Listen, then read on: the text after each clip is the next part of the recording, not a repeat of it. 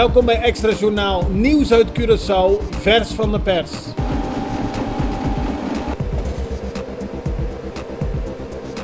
En dit is het nieuws van vandaag. Leden van de top van de Refineria di Curaçao, Marcelino Delanoy en Gilbert Martina, hebben aangifte gedaan wegens bedreiging. Het gaat om bedreigingen onder meer via sociale media, dat de twee met onheuse zaken bezig zouden zijn met de Refineria di Curaçao. En die bedreigingen zouden vooral op sociale media erg vijandig zijn geworden. Delanoy en Martina doen verder geen uitspraak over de aangifte, maar vinden het kennelijk te ver gaan over hoe zij worden aangevallen over de toekomst van de raffinaderij. Meer nieuws over de raffinaderij. Het projectteam van de Refineria di Curaçao heeft het Chinese bedrijf China Yuan Economics and Trade Group laten weten niet verder te willen onderhandelen voor de positie van strategisch partner van de raffinaderij. Er is ruime tijd met Yuan onderhandeld en uitgebreid gesproken over de wijze waarop de samenwerking vorm zou kunnen krijgen, maar het alles veranderde toen vorige week de naam van Bingyang Cheng werd genoemd als projectleider op Curaçao. Bingyang Cheng was eerder een van de topmannen van het Chinese bedrijf Guangdong Zengrong, waarmee enkele jaren geleden uitgebreid werd onderhandeld, maar die samenwerking werd ook abrupt beëindigd. De financiële huishouding van Curaçao is heel gebrekkig, zo zegt het College Financieel Toezicht. Het bedrag waarover onzekerheid bestaat omdat de onderliggende cijfers niet deugen is opgelopen tot 2,9 miljard gulden. Dat blijkt uit de reactie van het CFT op de jaarrekening 2017. Over de betrouwbaarheid van de financiële cijfers over het jaar bestaan zowel bij de Algemene Rekenkamer Curaçao als bij de Stichting Overheidsaccountantsbureau, SOAP, grote twijfels.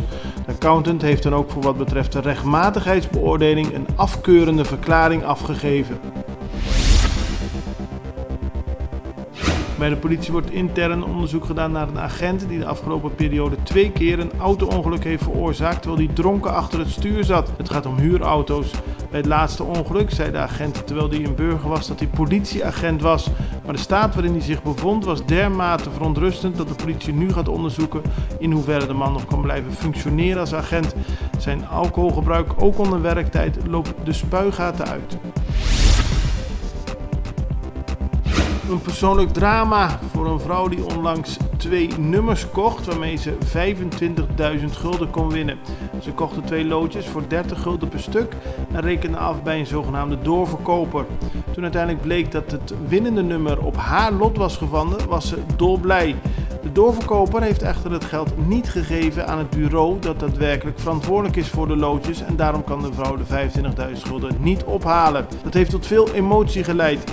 Tegelijkertijd wordt er een oproep gedaan aan iedereen om niet illegaal nummers te kopen, maar alleen bij de legale adressen.